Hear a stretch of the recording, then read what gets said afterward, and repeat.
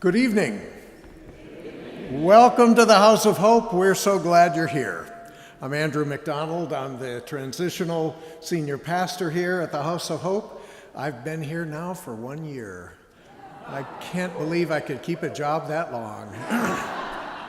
I'm thrilled to see you tonight, and I just wanted to say, I don't know if you saw the recent reboot of A Star is Born.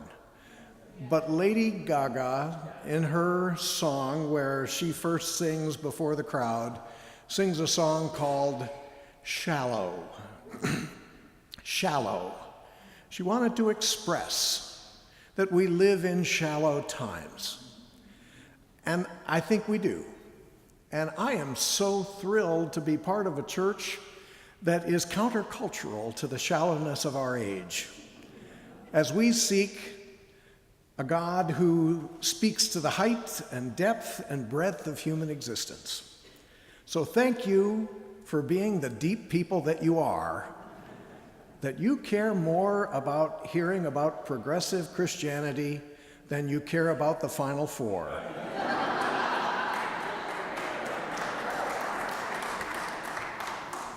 And I want to say thank you to Ann Lewis in particular. She's going to thank the committee, but Ann has tirelessly worked for this Didier Seminar over the past year. I want you to know at nights when you're sleeping, Ann is laying awake thinking about this.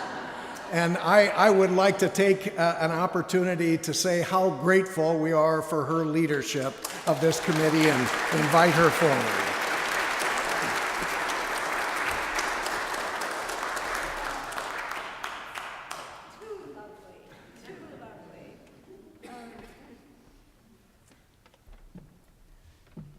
I really do this to hide how shallow I really am. Everybody's bragging about their short introductions, but I love introductions. So I'm going to have a little one, and I'm going to start with borrowing a phrase from Reverend Zach Wilson. So I'd like to say, we've been expecting you. Because we have assumed that if you have come, you are as interested as we are in a vital and compelling and relevant Christianity for our time. I am Ann Lewis, and I am the chair of the Didier Seminar, which was established in honor of a ministry mindful of the profound changes we are experiencing in thought and culture. Even Lady Gaga would agree with that. It is thus the mission of the seminar to continue to address those changes through ongoing learning and new imaginings, furthering a commitment to what we proudly call semper reformandum, the church reformed, always reforming, suggesting that we are a part of something dynamic, not only inheritors, but also builders. Every age the Spirit speaks, as of old, assuredly, but also with new voices, and we want to hear what they're saying. It is thus the goal of the Didier Seminar committee members to look for those new voices, the new interpreters. Our members think relentlessly and also order the cheese and the crackers. And I would like to invite them to stand and come up here so that you can see them. Gretchen and Ginger and Margie and Phil, and of course, Andrew McDonald, who also sits on our committee as our guide and counsel. Come up. Come where they can all really see you. Can you see them? Okay. And of course, all the wonderful clergy and dedicated staff who also provide the energy that drives the heartbeat of this very dynamic place. So here we go on what I like to think of as a think-along. Committee member Phil Belinder, who has been our catalyst for exploring this particular topic, and introducing our speaker's work to us on the committee, will now officially introduce him, our speaker, Robin, to you. Thank you.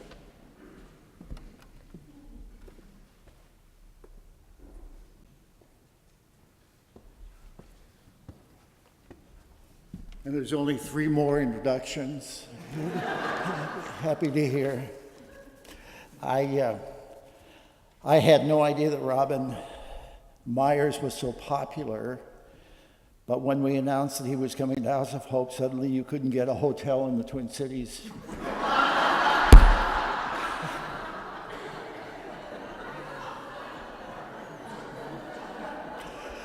And I confess I'm recording 2 basketball games tonight, but I'd rather be here. The Reverend Dr. Robin R. Meyers. The Reverend title refers to his 32 years as senior minister at Mayflower United Church of Christ in Oklahoma City, deep in the heart of red country, as he says. Welcome to purple. The doctorate is from the University of Oklahoma and underlies his 27 plus years as the distinguished professor of social justice in the philosophy department at Oklahoma City University. The middle initial R is what you'll see on the cover of his books. He's best-selling author of 7 of them, a frequent guest preacher, commentator, and seminar leader. His bio says he lectures on the merits of progressive Christianity. But I can tell you, those of us who read him and follow his preaching, that he's working on far, far more serious matters of faith and church than just that. One of my favorite lines that he's written is the idea that in order to be reoriented, we need to be disoriented first, knocked off our collective horses, allow ourselves to be led. So here to disorient us. Welcome to House of Hope, Robin Meyers.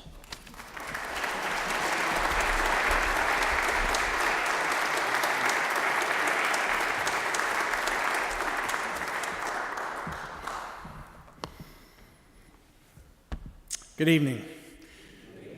Thank you all for bringing me here. First of all, because it's an act of trust to invite someone you really don't know into your sacred space to talk about important things. And second, because I never take the privilege of being an invited guest for granted. People like Ann Lewis and Phil and everyone who've worked behind the scenes, they do all the work, really, so that someone like me can arrive and, as William Sloane Coffin Jr. put it, blow in, blow off, and blow out. So I won't introduce them all again. I was going to have them stand, but they've been thanked, and I'm really very grateful. And I just want to get after it. I'm going to issue a disclaimer first. I'm not very good at being subtle. I think that the moment we are living through requires the most candid and confessional conversations that we can manage. There are things we can simply no longer take for granted. That democracy will survive, that the rule of law will survive, that the earth will survive, even that truth itself will survive. Therefore, it is not a good time for clergy to be timid or apologetic or afraid to claim the truth that we say we have been given, a truth that can be known, said a Jewish Galilean sage in the 1st century, a truth that can set us free. Besides, taking some risks on behalf of the truth these days is one way to prove that there is still such a thing as the truth, and that not finding it convenient does not make it fake news.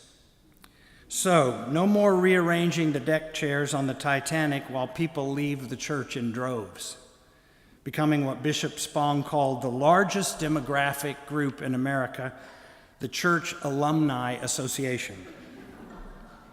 Some people think that church communities or faith communities are in decline because they are too worldly, too mixed up in the mess that is human existence, and trying too hard to be relevant or politically correct.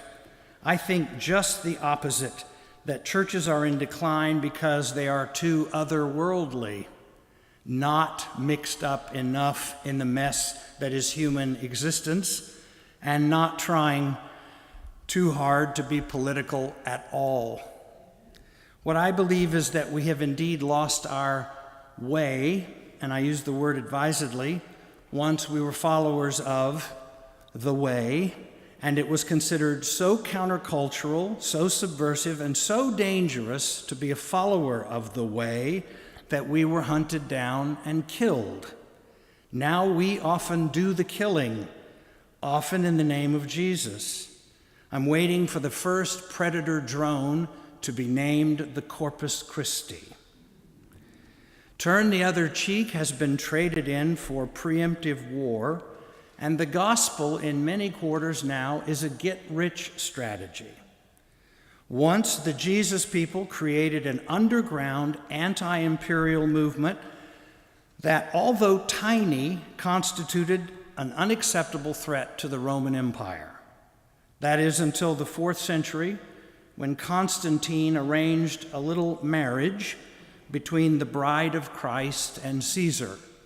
And ever since, we have been the defenders of the status quo, and now on behalf of the Pax Americana. How on earth, I wonder, did followers of Jesus who counseled us to pray for our enemies, love the stranger, protect orphans and widows, how did they become the voting base for a major political party that can be depended upon to pray for the death of our enemies, or to gun them down, to exploit our fear and mistrust of the stranger, to cut programs that help orphans and widows, and to make life miserable for gays and lesbians? In case you were wondering, this is what corporate fascism looks like. This is not some dystopian novel. This is now. This is real. And what word has the church at a time like this? One of my frustrations with the church these days is that I hear so little preaching that has anything to do with what's actually going on in the world. We seem to have lost our prophetic voice completely. A few years ago, when scientists determined with irrefutable evidence that the level of carbon dioxide in the atmosphere had indeed passed the dreaded 400 parts per million, the so-called tipping point for global warming, the article appeared on the front page of the New York Times. On the day that story broke, which is arguably the most important story for the future of the human race, not a single national or local news program reported on it. They didn't even mention it. Perhaps because news divisions are now part of the entertainment divisions of major corporations, and no doubt some celebrity had done something that day that we all needed to know about. I am the exceedingly proud grandfather of 3 remarkable granddaughters who are going to ask me one day, what were you all doing while the planet was heating up? And the answer is we were amusing ourselves to death, as Neil Postman put it, voting people off the island and dancing with the stars. We were discussing the size of politicians' hands and all sorts of other things we could not begin to explain to our children, when in fact we are the ones who are acting like children. Meanwhile, the church should be the one institution in society that can be depended upon to say what must be said and march to the tune of a different drummer, the Jesus drummer, if you will. So when people ask me, are you hopeful? I say, yes, I am hopeful here in the House of Hope. Not optimistic, but hopeful. That's because in the church we know the difference between hope and optimism. Optimism is often just a thinly disguised form of selfishness, a marketing strategy, a pep talk, what Ken Wilber called the ego in drag. While hope, as Emily Dickinson put it, hope is the thing with feathers that perches in the soul and sings the tune without the words and never stops at all. Years ago, when I was still in seminary, the late, great prophet William Sloane Coffin Jr. shocked us all when he said he believed that America might very well go fascist in the next 30 years. And that was 30 years ago. Fascist, I saw students and faculty in the chapel roll their eyes. That's such an ugly word. But Coffin wasn't talking about Nazis per se, although they have raised their ugly heads again. Rather, he was talking about the broader definition of fascism, which can take many forms, but whose essence is this: control of the government by special interests with the blessing of the church. I'll hear this again. Control of the government by special interests with the blessing of the church. Yikes. He was talking about the cross wrapped in the flag and rule by multinational corporations which control the political process and manipulate the minds of consumers with petty nonsense, so we do not think about the fact that our democracy is becoming a plutocracy, or more accurately, perhaps a corpocracy. It was George Orwell, after all, in his classic book 1984, which may turn out to be the most prophetic book written ever, who portrayed thought control as being accomplished in part by having screens everywhere. He called them telescreens that pumped propaganda into us disguised as news. Fair and balanced, of course. You may have noticed that we now live in the age of the screen. When Lenin labeled religion the opiate of the masses, he might not have imagined another threat to be at least as dangerous, and that is disinformation disguised as entertainment and confused with news. So my question is whether there were preachers in this country who should have spoken up when the Supreme Court ruled in the Citizens United case, which may turn out to be the worst high court ruling since Dred v. Scott. That corporations are people who can form super PACs and give unlimited amounts of money to campaigns and then keep their identity of the givers a secret. Look, what good is a pulpit, after all, if you can't be free to say, hey, people, would any of us recognize a corporation if we saw one walking down the street? I mean, how absurd.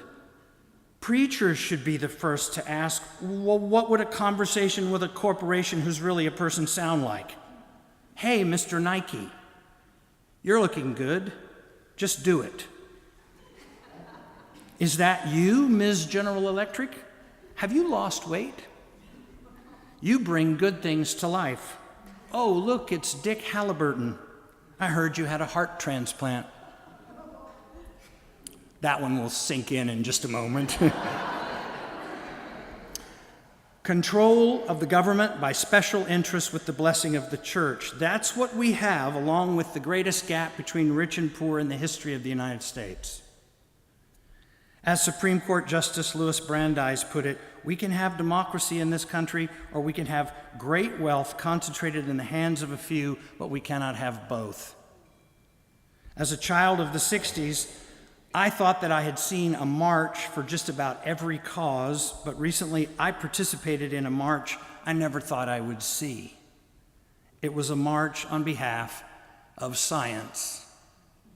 Made necessary, of course, because we not only have a growing anti-intellectualism in this country, but an outright disdain for facts, for the truth. Preachers used to quote Jesus saying, "You shall know the truth, and the truth shall make you free." Now, in a deafening silence, the message we communicate is, you shall know how to deceive constantly if that's what it takes to win, and that deception as a distraction shall imprison us all. It's fun to kind of rewrite these Bible texts. Now nothing is what it appears to be. In fact, we're living in a fact-free political environment. Not long ago, a U.S. senator lied about Planned Parenthood in a speech on the floor of the House, claiming that 90% of what Planned Parenthood does is abortion. In fact, it's only 3%, not 90%, a fairly sizable mistake. And his office apologized the next morning with perhaps the most frightening explanation I've ever heard from an elected official. Quote, "The senator was not intending to speak factually on the matter." Well, of course not. He is just a senator. Sometimes we modern folk will criticize our ancient ancestors of the faith for living their lives under a cloud of superstition and myth, but we're no different. We have our own myths. Perhaps it is a myth that wealth trickles down, or that the marketplace can solve all the problems of life. Perhaps it is a deadly myth that more guns will make us safer, and that Boeing can inspect and certify its own airplanes as safe to fly. My son is a pilot. And why can't women be trusted anymore to make decisions about their own bodies? A man who brags about being a sexual predator and excuses himself for the women he did not abuse by saying they were too ugly to assault is the President of the United States. The party of family values defends him, just to make it clear that we are as addicted to myth as those supposedly primitive people who wrote the Bible. Now you may be thinking, oh my God, Robin, you're getting kind of over the top political here, but it's not partisan politics preachers should be boldly proclaiming. It's the politics of the gospel. Consider the deafening silence from the pulpit in the run-up to our disastrous invasion of Iraq in 2003. How many sermons were preached in this country calling for us to step back and consider the moral justification for a preemptive war based on a non-existent threat from non-existent weapons of mass destruction? Where were the preachers as we dismantled our most cherished judicial beliefs at Guantanamo Bay? Did they fear sounding weak on terrorism, even though we all claim to worship a God whose power is made perfect in what?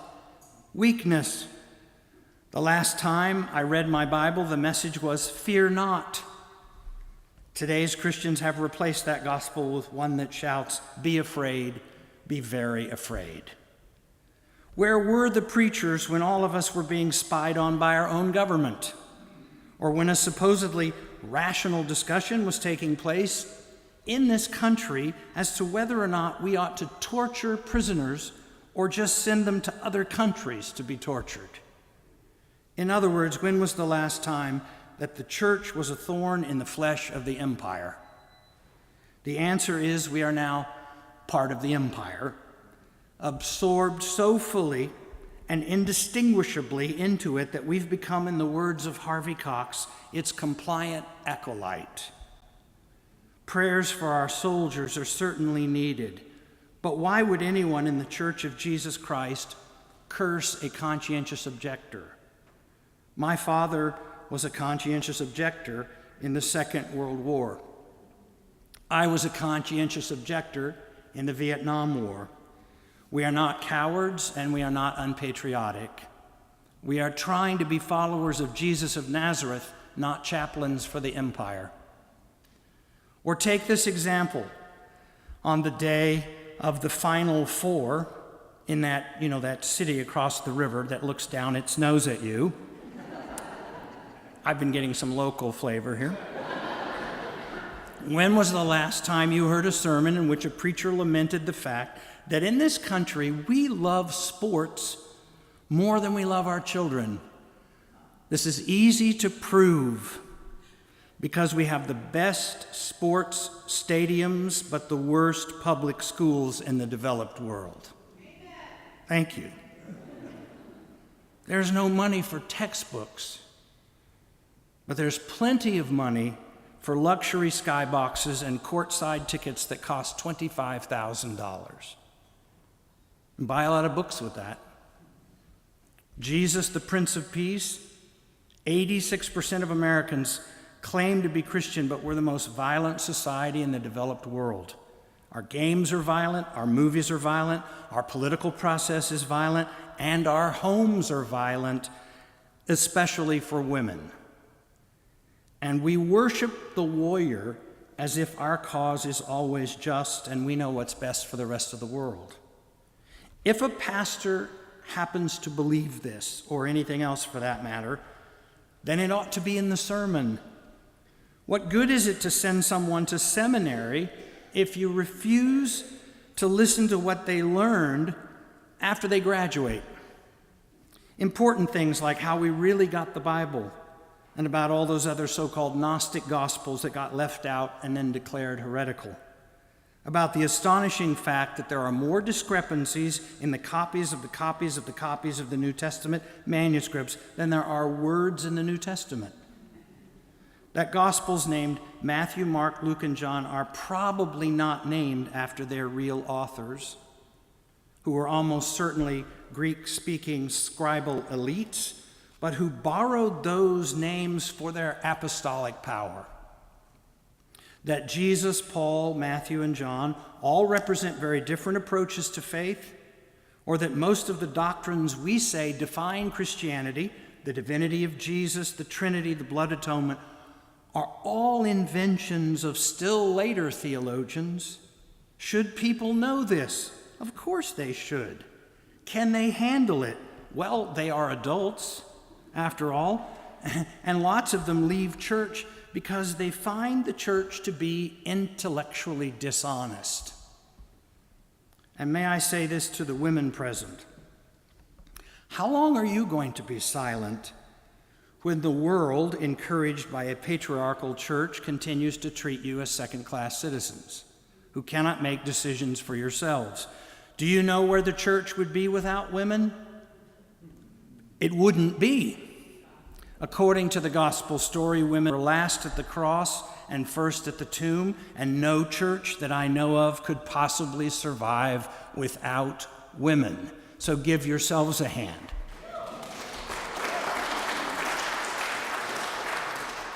If not the church, then what other institution in our society is going to get up and say, in the spirit of the emperor's new clothes, the emperor is naked? The naked truth is that many Americans have resurrected the philosophy of Ayn Rand, where everyone is on his or her own, and the so-called producers shall never be burdened by the so-called moochers. So whatever happened to the common good? The common good is what Jonathan Winthrop meant by a city on a hill.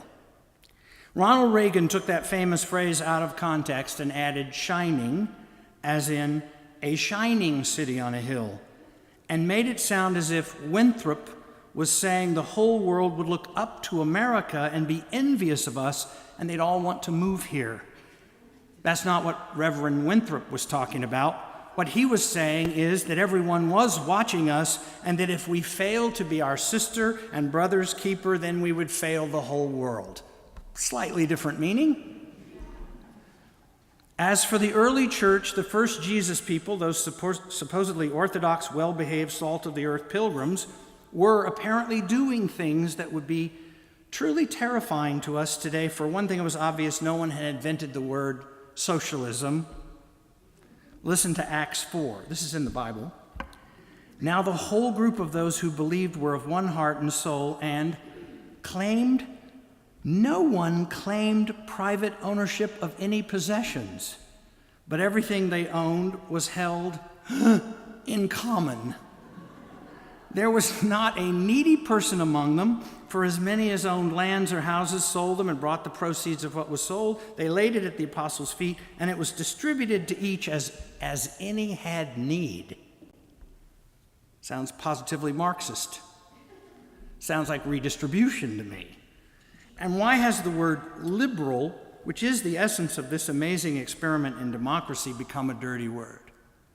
In Oklahoma, we call it the L word, and it has become a religious and political epithet, an obscenity.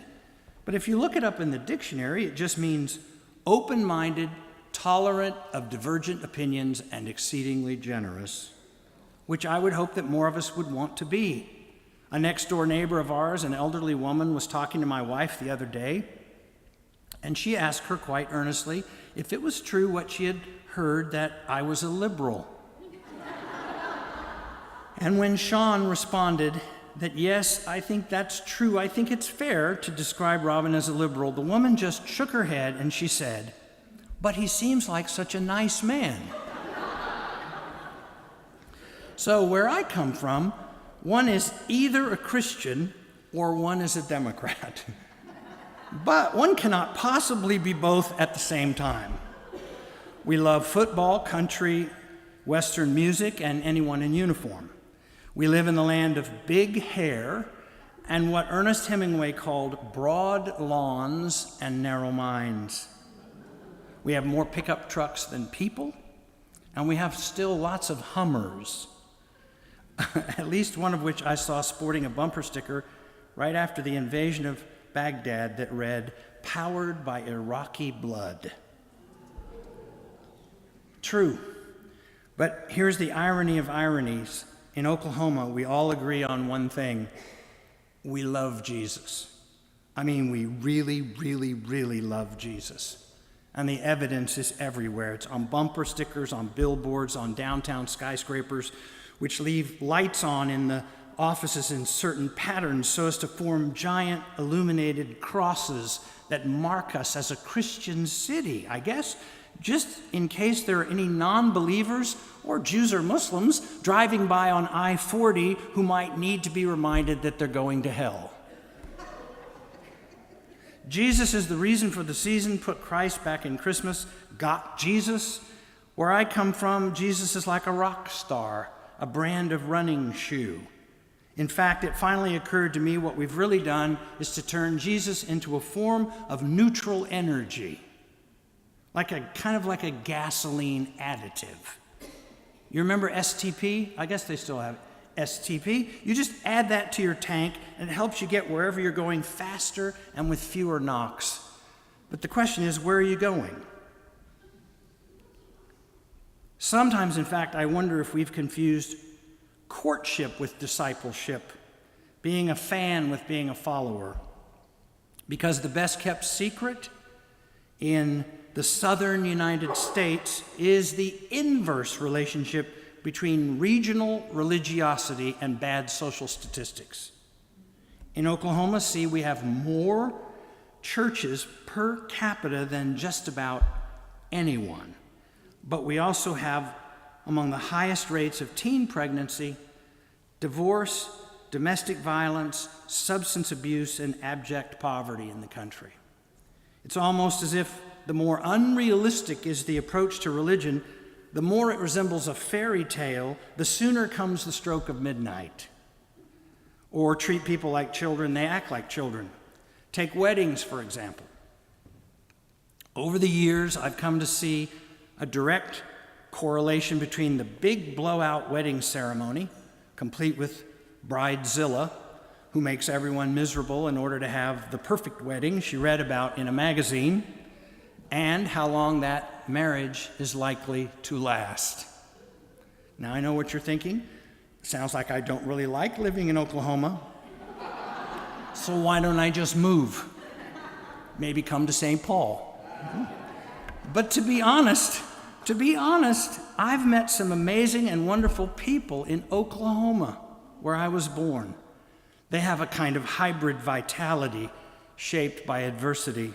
It is, after all, the land of Will Rogers, Carl Albert, Jim Thorpe, and Angie DeBow. A civil rights activist from Oklahoma named Clara Luper organized the very first lunch counter sit-ins during the civil rights movement at Katz Drug Store in Oklahoma City. We are the Okies immortalized by John Steinbeck in The Grapes of Wrath. Survivors of the Dust Bowl, the worst of hard times. And in Oklahoma, there are some of the hardest working, most generous people who ever walked the face of the earth. And besides, for a liberal preacher, let's face it, Oklahoma is the mission field. I mean, why go to a third world country to talk about Jesus when you can talk about him in a place where everybody already loves him but would have him arrested immediately upon his return. 15 years ago, a New Testament professor from my alma mater, Phillips Theological Seminary, invited me to join that remarkable and controversial group of Jesus scholars that go by the popular name, the Jesus Seminar. And now I'm a part of something called the God Seminar. What a blessing this has been. Not only because it's just fun to hang out with Dom Crossan and the late Marcus Borg and Jack Spong and Karen Armstrong and Elaine Pagels, just to mention a few, but because it is stimulating to hear scholarship in pursuit of the truth, not in pursuit of any sectarian or ecclesiastical agenda. But there have not been many working pastors among that group, and therein lies a problem. Scholars do their work, and pastors do their work, and never do the two of them seem to get together much in the same room. Yet, pastors need the work of scholars, and scholars need the real-world experience of pastors, because all of us are in pursuit of the same thing, the truth in service to humanity. Now, of course, this can make people call you a heretic, but I wear the label proudly. The word heretic just means to choose, one who chooses. And I choose to believe that given what scholars have helped me to understand, the leaders of the church turned a Galilean sage into a supernatural savior and have now largely replaced faith in the radical practice of unconditional love with intellectual assent to theological propositions which he never uttered, and which often conflict with or reverse the teachings of his earthly ministry. Now we're living through a moment that's rightly been called a new Reformation. The church finds itself holding what the late Phyllis Tickle compared to a giant rummage sale.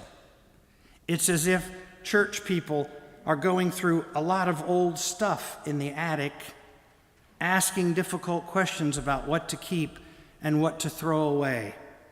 So let me give you just one or two examples of how cutting-edge biblical scholarship could impact the church in a positive way if pastors would just use it.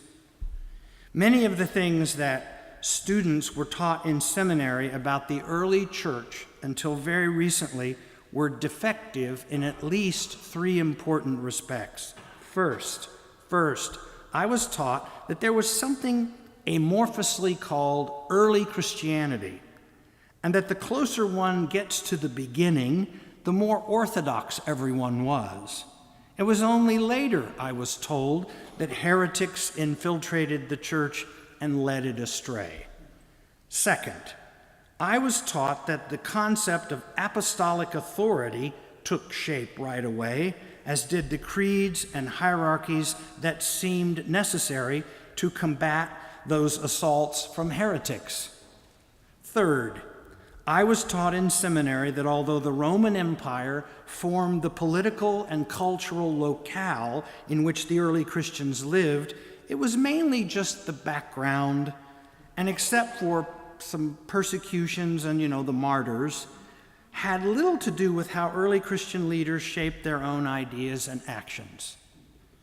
All three of these assumptions have now proven to be erroneous. In fact, they are dangerous myths. First, there was never a single early Christianity. People argued over the nature of the divinity of Jesus from day one. They argued over what happens to us when we die. They argued over whether to accept Gentiles and pollute the Jewish gene pool. And what about circumcision? And what about eating meat that's been offered to idols? And what about the role of women? And what will happen to the Jews who don't accept Jesus? Yet the idea of orthodoxy and heresy, as we understand those words today, did not exist. Second, it was not the apostles themselves who invented the idea of apostolic authority, but subsequent generations of ambitious church fathers. And they invented it to secure their own positions of authority and power in the church. Both the creeds and the all-male hierarchies emerged much later in the church than had been previously thought.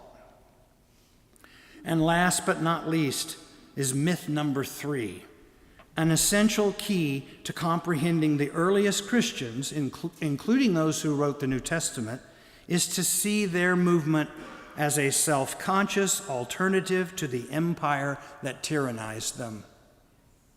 The Jesus people were anti-imperial, and they paid for this resistance with their lives.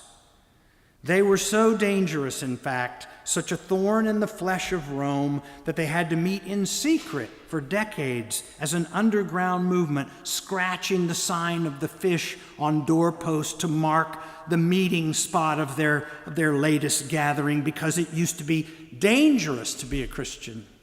Now it's just boring. According to 1 Corinthians 15, Paul did not believe in a physical resurrection, even though he wrote the earliest material in the New Testament. The supernatural accounts of the birth of Jesus were not added until the 8th or 9th decade of the first century, and as to the virgin birth, Paul only refers to Jesus as, quote, born of a woman, which covers most of us. And Mark's gospel, the earliest of the 4, has no birth stories at all.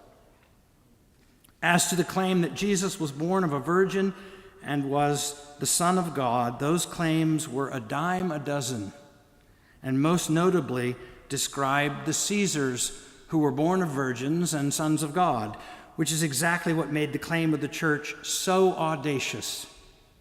They made it about a penniless rabbi from Nazareth. They stole the honors given to Caesar and they gave them to Jesus. So while we're still arguing in the church over the sort of biological implausibility of the virgin birth, we miss the deeper point that this is how a first century Jew would have described someone who seemed remarkable, born of the Spirit, not of the flesh. And to say that Jesus was born of a virgin and was a son of God was to make it clear that you were loyal to a very different king in a very different kingdom. I have always wondered what it would be like to travel back in time and just parachute down into one of those first or second century gatherings of those misfits who followed the way. Scholars tell us what we would discover is that there was, in fact, no standardized theology, no single pattern of governance, no uniform theology, and no commonly accepted scripture. So what on earth held them together? There wasn't even a presbytery. So I just ad-libbed that line just because I'm here. So the obvious question is, what did hold them together? Apparently, only one thing united these otherwise disparate underground gatherings: the profession of loyalty to the way of Jesus, the Jesus ethic, if you will, to the upside-down world of the Sermon on the Mount and the Beatitudes, to a new world order he had established by his life, death, and resurrection. Jesus Christ is Lord, they dared to say, which meant quite simply and quite subversively that Caesar was not. As you can guess, Rome was not amused.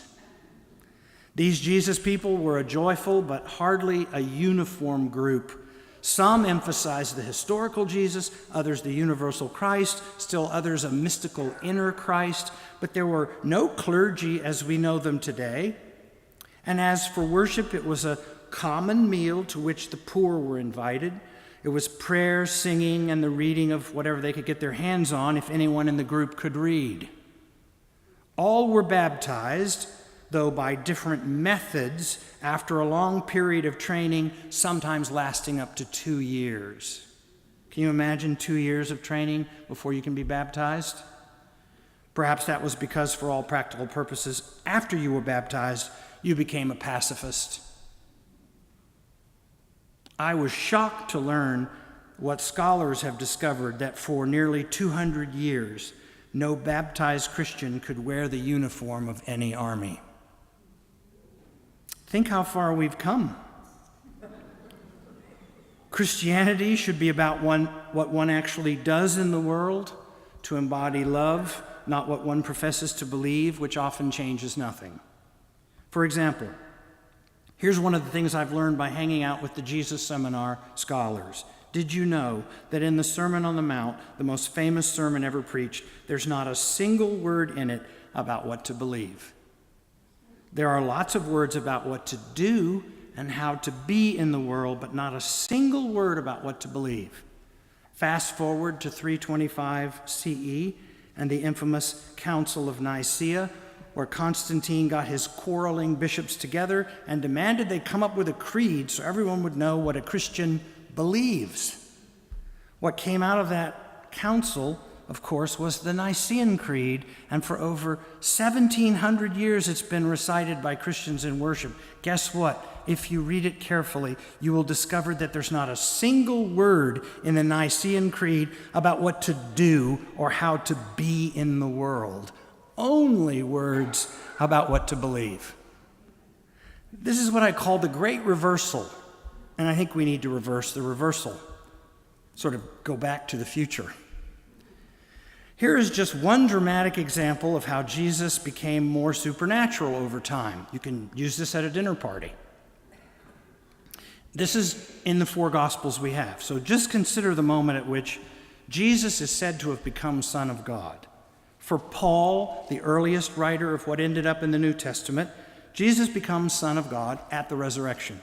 God adopts Jesus, Son of God, when he raises him from the dead. It's called adoption theology. For Mark, written 15 to 20 years after Paul, when does Jesus become Son of God? It's while standing in the Jordan River, being baptized by John as a grown man. Another decade or so later, when Matthew and then Luke write their gospel, when does Jesus become Son of God? At his miraculous conception. Notice we keep going back in time, from resurrection to baptism to conception. And finally, when John writes the last gospel, around the turn of the century, when does Jesus become Son of God? You know the answer.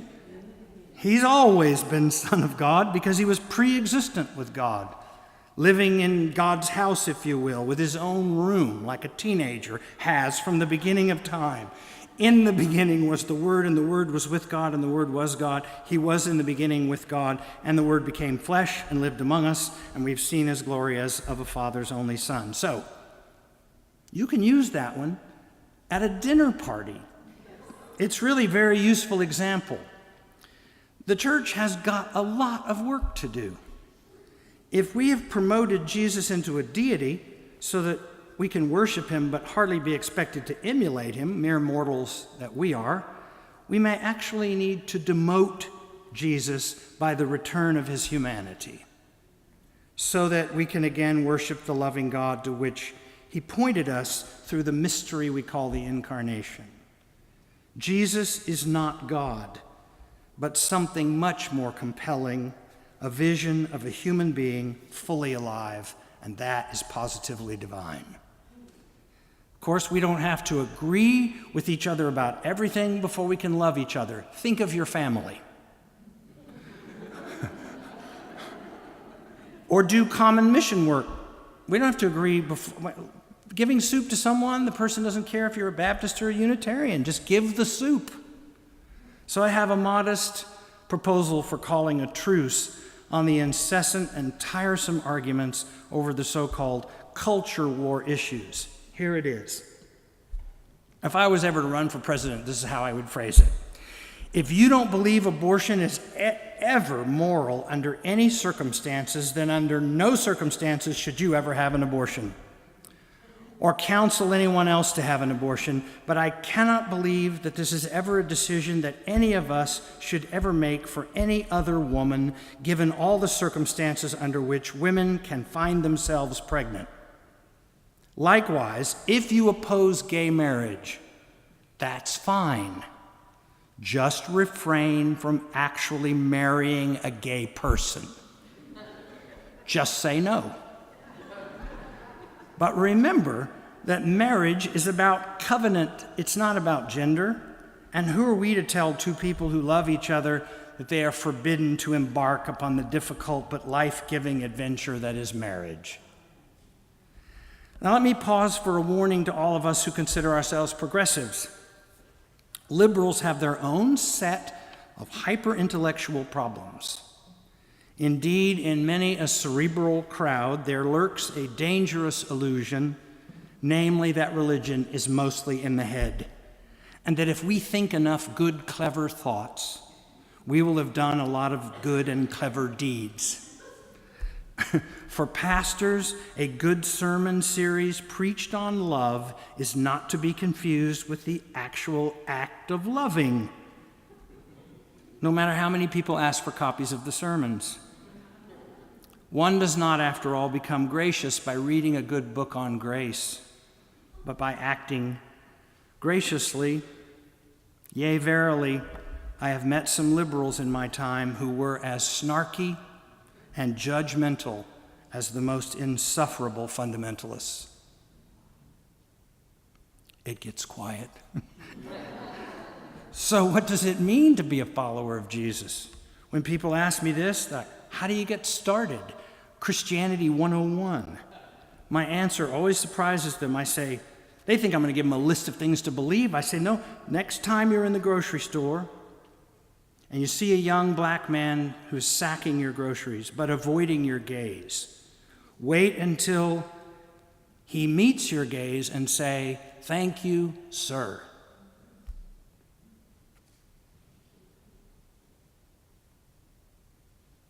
Or put in a garden and tend it and be reborn to the experience of eating something you planted and then picked with your own hands, something which is not processed. I can promise you this is close to a religious experience. Raise your children to understand that violence in all its forms is the scourge of humanity. And there is nothing, absolutely nothing glorious about war. War is sin.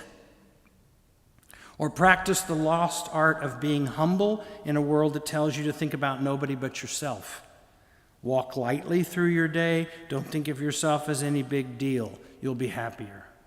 My wife, bless her heart, has taken it as her mission to remind me every day, Robin, you're no big deal. And she's right.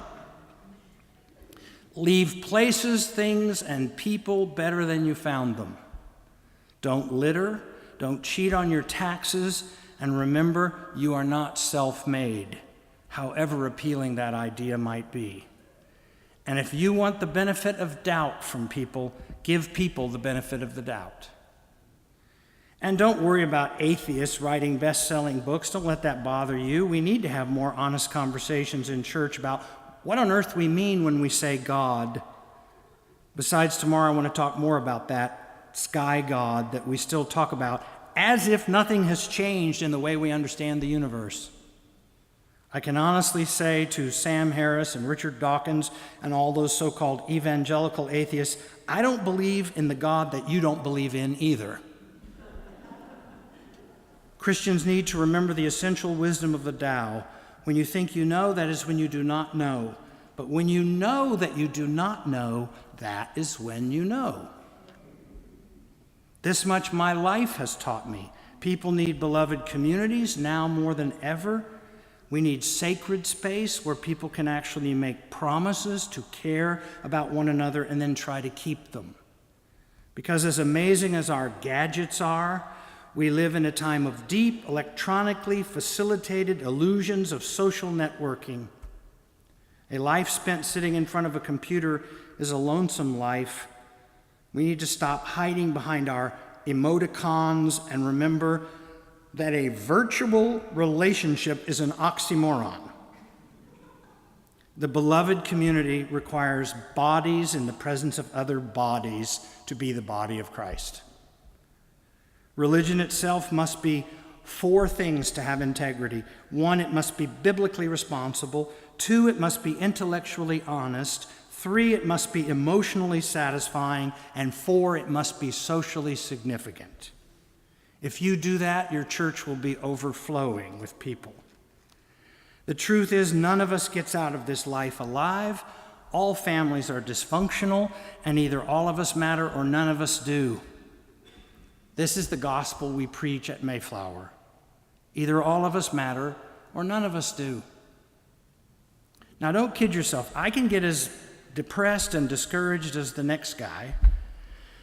In fact, sometimes I just want to roll over and go back to sleep or stop watching the news, never watch the news again, invite all my clever anarchist friends over for a big gripe session and pour everybody a big cup of despair and drink a toast to turning out the lights because we're all toast.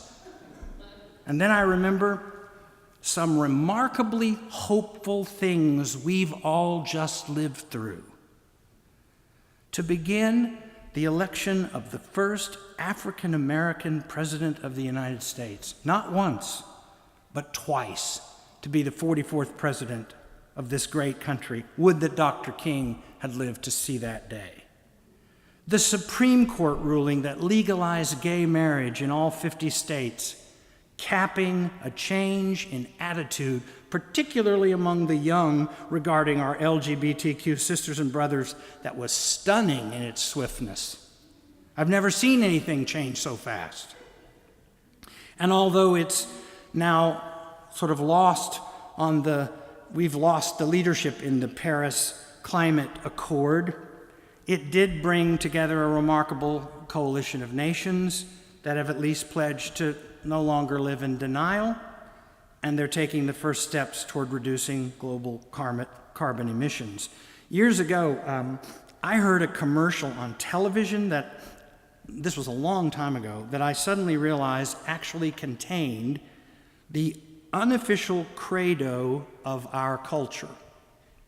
It was the true gospel of America, if you will. It was an ad for York peppermint patties. Do you remember those? And they had a tagline. Do any of you remember the tagline for York peppermint patties? You can't be too rich or too thin. That's America.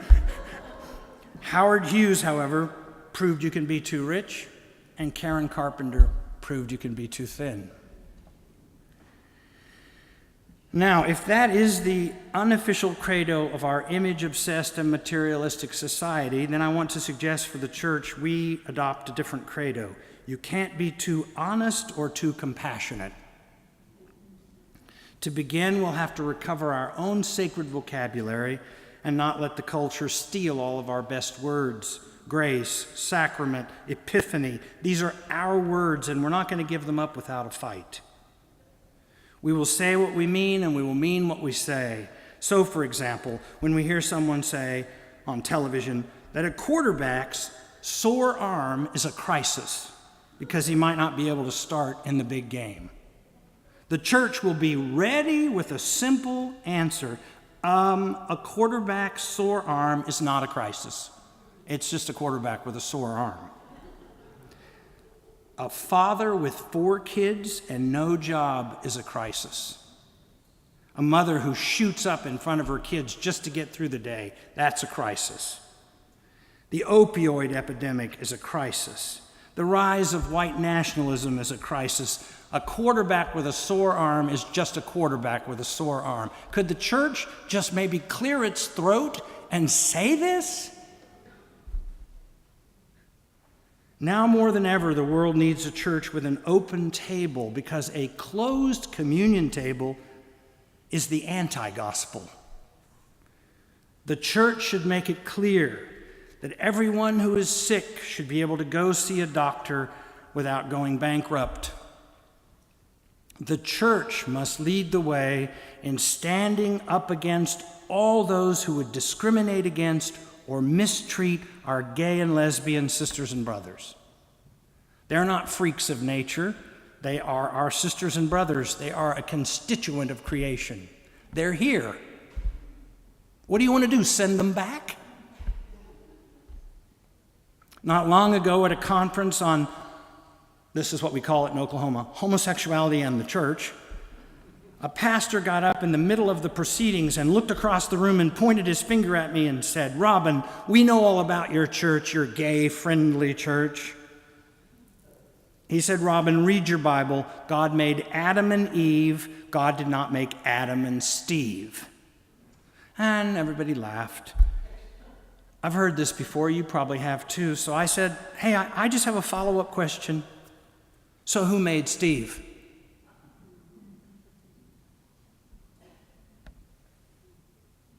To wrap this up, I want to ask how many of you remember the old Joni Mitchell song, Big Yellow Taxi? Of course you do. You're old enough. We're all old enough. It was much more prophetic than we realized at the time. They paved paradise and put up a parking lot with a pink hotel, a boutique, and a swinging hotspot. Don't it always seem to go that you don't know what you've got till it's gone? They paved paradise and put up a parking lot. They took all the trees and put them in a tree museum, and they charged the people $1.50 just to see them. Don't it always seem to go that you don't know what you've got till it's gone? They paved paradise and put up a parking lot. Now listen to this. Hey, farmer, farmer, put away the DDT now. Give me spots on my apples, but leave me the birds and the bees, please. Don't it always seem to go, you don't know what you got till it's gone? They paved paradise and put up a parking lot. I'm afraid, in many ways, the church has paved paradise and put up a parking lot. Divided the house of Jesus into a million pieces because we care more about being right than we care about being loving. And I think the church of the future will have to make us once more into peculiar and even dangerous people again.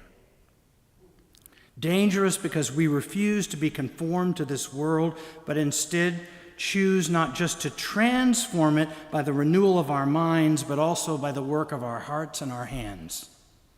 Mary Oliver called Jesus the man of melancholy madness.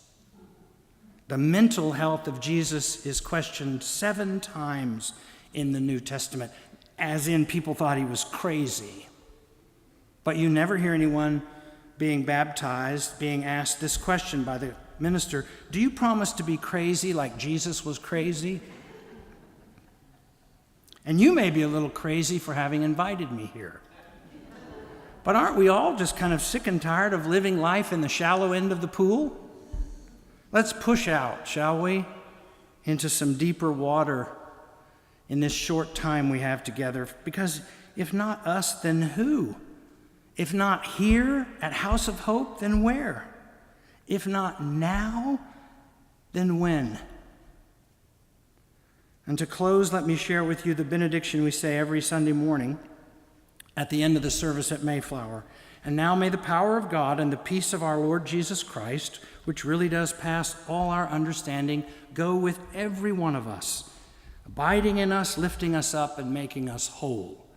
Go in peace, pray for peace, wage a little peace, and love one another, every single other. Now, those last 3 words are important because we say them all together. The whole congregation says, every single other. So, that's the last 3 words we hear in the sanctuary before we go. That's what's ringing in our ears, and I'd like to ask you to join me in saying them also. When you hear me say, love one another, you're all going to say together, every single other. Are you ready? And now may the power of God and the peace of our Lord Jesus Christ, which really does pass all our understanding, go with every one of us, abiding in us, lifting us up, and making us whole. Go in peace, pray for peace, wage a little peace, and love one another, every single other. Amen.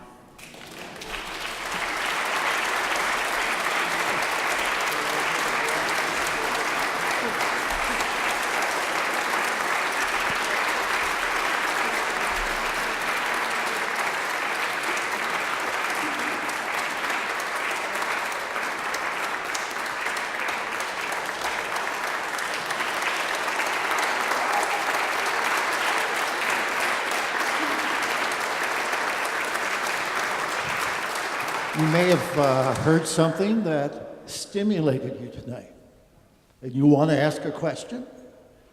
And so I told Robin to take a breath and sit down for a moment, and you think for a second. Is there something you'd like to ask? And I'll ask him, oh, he's back up there. Very good. The Energizer Bunny. Thank you so much for bringing up the concept of blood atonement as we go into our Easter time. And can you talk a little bit about the historic element of the Dominicans deciding about how blood atonement came to be? Oh my gosh, that's such a complex subject. I think, Anselm, with his law background, came up with this in the 10th century. There is no doctrine of the blood atonement until the 10th century. That's just an amazing thing right there. And it really, in my mind, turns God into a kind of cosmic child abuser. And to send one's son for the sole purpose of dying to pay the price of sins which haven't even been committed yet, strange kind of a bargain. Plus, it's odd to me that Jesus would therefore have done any teaching or healing or ministry of any kind. Why not just arrive and say, where is Calvary? Point me to the place I need to go die because I've been sent here only to die. I think it's a ghastly doctrine. Now, you may know more about the Dominicans. You may know more about that than I do. But I just wanted to make clear what I think of the doctrine of the blood atonement. It may be the most disastrous doctrine in the church in terms of it driving people out of the church. So, how do you celebrate Easter at Mayflower? That's a great question. We celebrate the resurrection. I know it may sound strange, but we just don't think of it as a molecular event, like beam me up, Scotty. I'm not interested at all in what happened to the body of Jesus. I suspect the same thing that happens to our bodies. I am very interested in the behavior of his followers after they perceived that he was somehow mysteriously still present with them, especially when they did all the things he had done. It was when they broke bread, it was when they talked among themselves, it was when they remembered him that he seems to appear to them. Which of us has not had this experience about a loved one or relative? We all do. My dad died 6 years ago. Whew. I still think of him. He still appears. And if I were trying to describe that, people would think maybe I'd lost my mind. Okay? But I think it's a spiritual phenomenon, not a molecular phenomenon. And that's how we preach Easter at Mayflower. Thank you for your speech and for your book. You're I have welcome. a question. This is about the cost of resistance. You mentioned your father being a conscientious objector during World War II. Mm-hmm. What price did he pay? You write about MLK. As you know, he trained his troops. Mm-hmm. And I know from my experience of fighting on behalf of contingent faculty, both here on campus and in the very large political science association, at least it's hundreds of hours of work, which means I neglect my own research. Mm-hmm. So how do you train your church and your troops to resist, to assess the cost? How do I train my church to resist? I just preach the gospel, and they take it and run with it. The Mayflower Church is full of people who understand that the gap between the way the world is and the way the world ought to be is vast, and they have something to do about it, and they will figure that out. So it's a very lay-driven church. There's not a lot of top-down dictating of what missions we ought to participate in and how people ought to go out. It bubbles up from the bottom. People get kind of infected with this idea of resistance in a very positive way, and they figure out ways to do it. And then we facilitate their doing of it in any way we can. Now, not every mission succeeds, but I think clergy on the whole, if I may make a kind of generalized statement, are too much into control. They worry too much about whether something's going to work or not work. Just try it.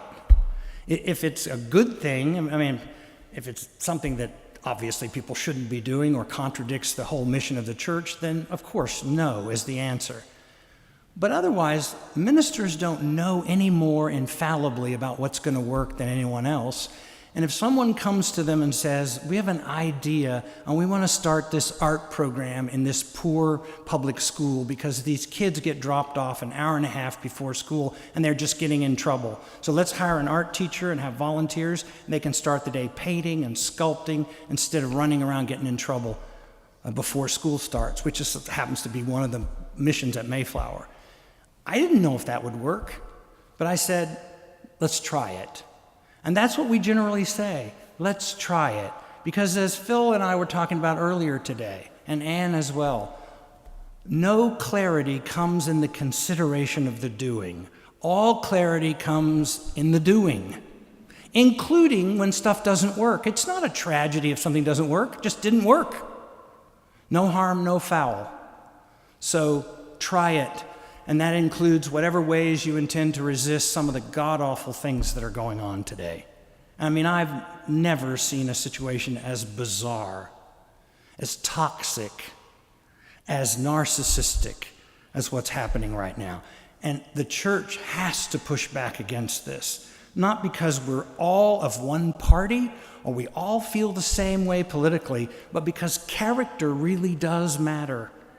And children are growing up watching the most powerful person in the world insult people every single day. So how are we supposed to tell our kids, you shouldn't really call people names? Well, the president does it. Okay, so we have work to do. And I know people who voted for President Trump, and I know they had their reasons, and I'm trying to listen to them and understand. I'm not trying to say, well, thanks a lot, and you're not welcome at my church, you're not welcome at my home. No, that doesn't get us anywhere.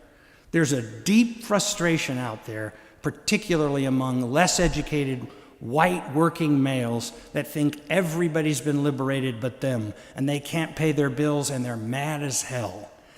And a lot of them don't even like the president, but it's the pendulum swinging the other way. And some of them even hate him, they just hated Hillary more. And that's the way we're doing politics in this country. So, I don't know if any of that helps or not. Let me tell you, there is something going on here at House of Hope in which we are encouraging people to say, hey, I want to have an impact on something that I've always thought about but didn't know what to do about it.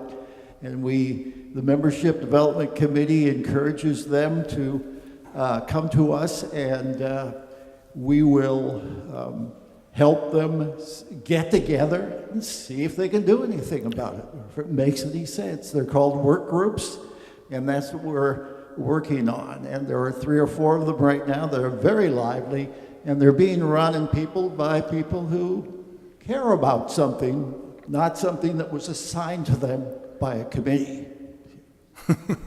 For God so loved the world, he did not send a committee. Thank you for tonight. Thank you for everything you said. I agree with all that you said. I would say that the last 3 books that you wrote, I pass out like candy to anyone interested in theology, church, why I do what I do in the church, why I'm committed to following the way of Jesus in this century. So my next question is, you did a nice segue a moment ago about the current administration. So in the last 4 years, I mean, I feel like that everything has become almost hyperbolic as you lay the Jesus way along the current administration and where we're going. So my question is, what is your current thinking about this administration, about the current state of affairs in the world, and you lay over the Jesus way over the top of that? What is brewing in your mind? What is next waiting to be born in your articulation for what's next? And you just want a short answer for that. I think, first of all, the most important thing to remember about the current president is that he didn't want to be president. He wanted to run for president. And he enjoys running, and he enjoys going to rallies.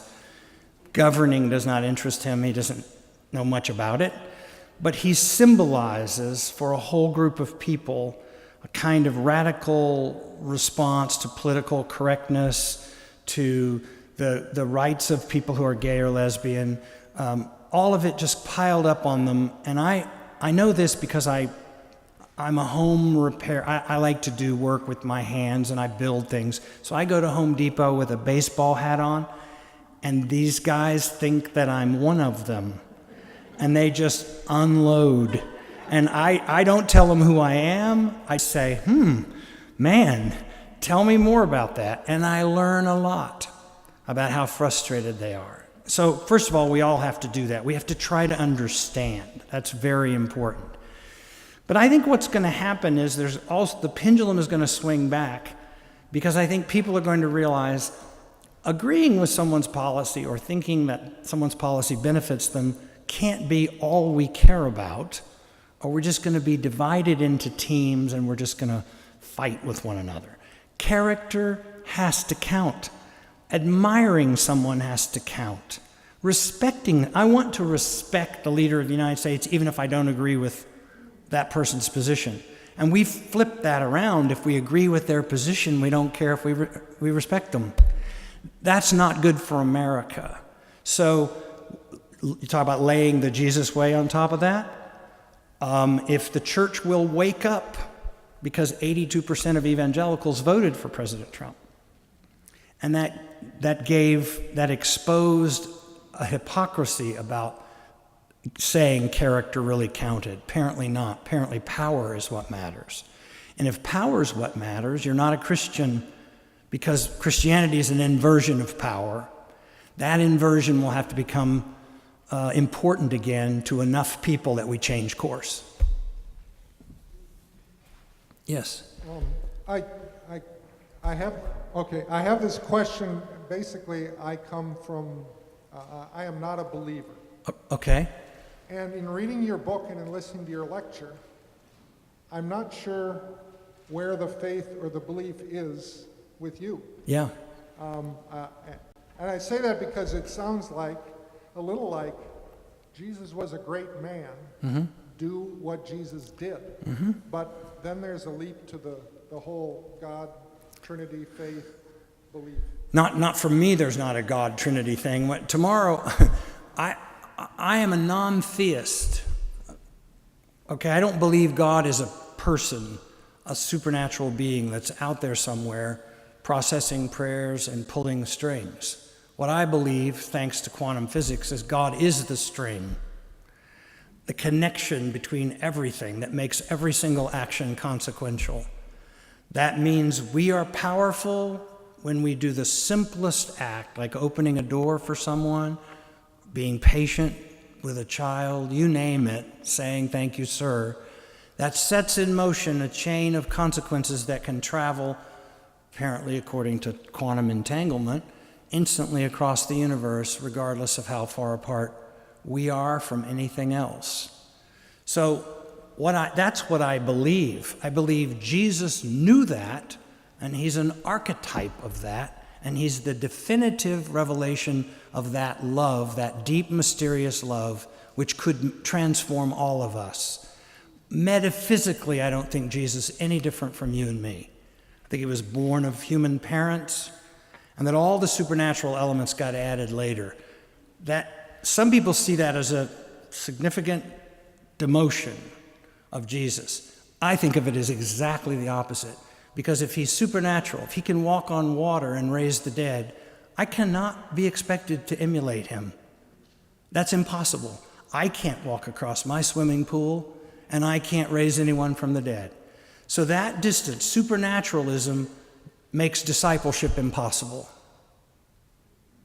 But returning a human Jesus, which is the archetype of a divine mystery that we can see the results of every time we practice it, actually makes us all very, very powerful and keeps God from being this capricious monster. Thank you. You're welcome.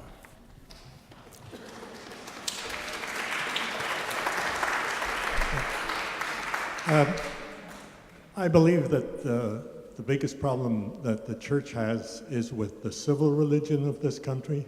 a worship of the military, Yeah. a worship of sports heroes, Yeah.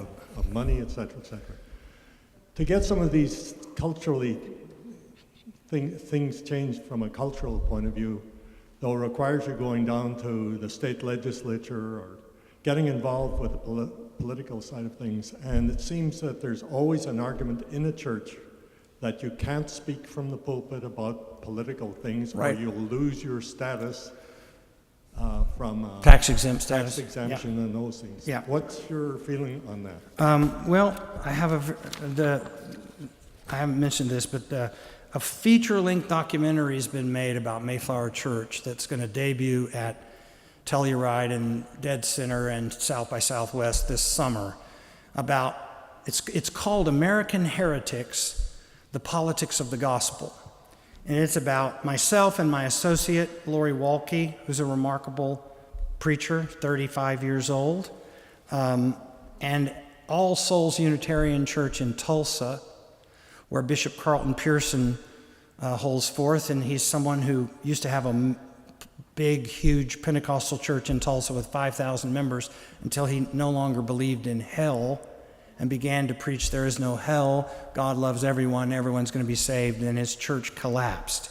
Now, the reason I bring that up is that the tagline of this film, which I had hoped we might be able to watch, but I don't have the right to show it yet, is that there is a politics of the gospel that is to be distinguished from partisan politics. Nobody should tell you in that amazing thing over there on the wall that God's a Democrat or a Republican, or you know who God wants you to vote for. First of all, that's insulting to people. But that doesn't mean that the gospel takes no positions on things. It very clearly chooses the equality of the human family. It brings Gentiles into the fold. It raises up children. It finds people who are hungry and feeds them. It finds people who are sick and heals them. It is not neutral. It's not like Play-Doh. It's an infinitely malleable thing. This false equivalency stuff, good God, the world is not made up of equally true ideas. Some ideas are more true than other ideas, and we should say so. And I'm supposed to listen to everyone's idea and try to figure out why they believe it's true. But everything is not up for grabs. If you're a preacher of the gospel of Jesus Christ, you have to take a stand on things. You have to do that. And if someone in your church says, oh, you're getting into, you've quit preaching and gone to meddling, as they say in the South. No, you haven't. You're really starting to preach. So it's possible. Actually, it's the evangelical churches that are handing out the voter cards and want to repeal the Johnson Amendment, which really did help shore up the wall between church and state. And I'm a great believer in the separation of church and state. It has saved us. And if it is torn down, that will destroy us. But that doesn't mean I'm not going to say things in the pulpit that are political. By political, I mean who has the power, how is it exercised, and to what effect. Which makes absolutely everything Jesus did political. And you know how Jesus was a political figure? Rome killed him. We're going to take two more, and I've got them both here. It was so exciting to me to have you talk about William Sloane Coffin. Oh. He was such an important person in the 60s when the Americans invaded and killed a lot of Vietnamese civilians. And he kept talking and talking. And one of the questions is when the conscientious objectors are going to be thought of as heroic. Yeah. And the next thing I'd say is, I think of you as a William Sloane Coffin of 2019. That is very kind of you. That's very, very kind of you. Bill Coffin and I knew each other for a very long time, and he spent the night at my house in Michigan and when my kids were little. And I have pictures of Bill Coffin throwing my young kids up in the air, lying out in the yard. And we walked around the little town of Northville, Michigan, where I lived, after, of course, he'd had a fifth of scotch, because Bill could put it away, and then he liked to tell Riverside stories, and about how sort of outwardly grand but inwardly dysfunctional Riverside Church is. He called them, the beasts are in the belly of that place. And then he asked me, Robin, what would you do at Riverside? I was like 30 years old at the time. I had no idea what I would do. And he goes, well, That's maybe when you had the most ideas. That's right.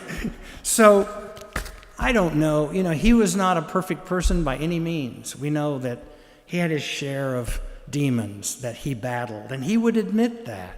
But absolutely nobody was as prophetic, as unapologetically prophetic about American society as William Sloane Coffin, not because he didn't love this country, because he loved this country. Thank you.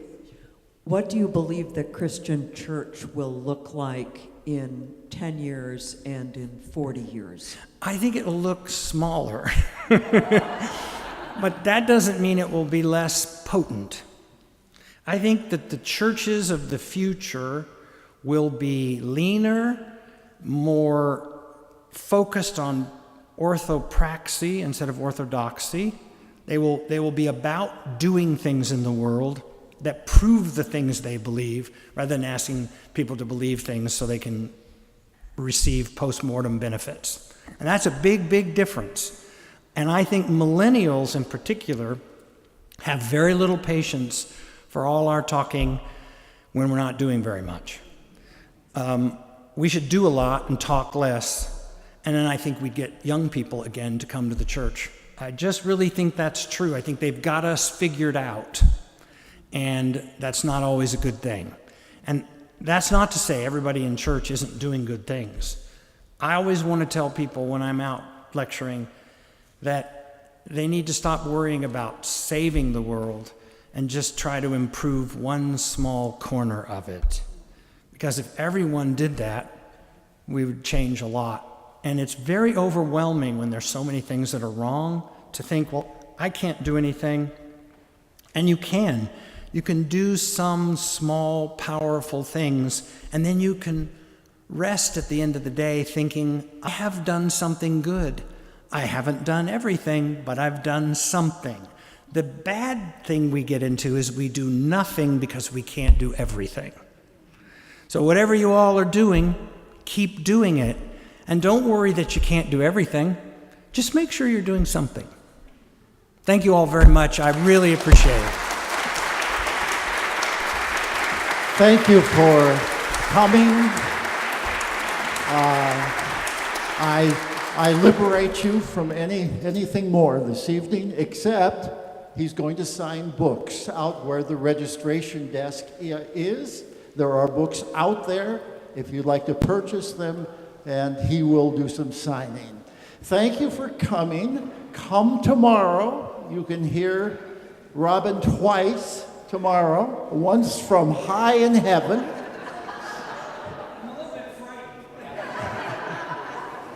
And have a good evening. We love you.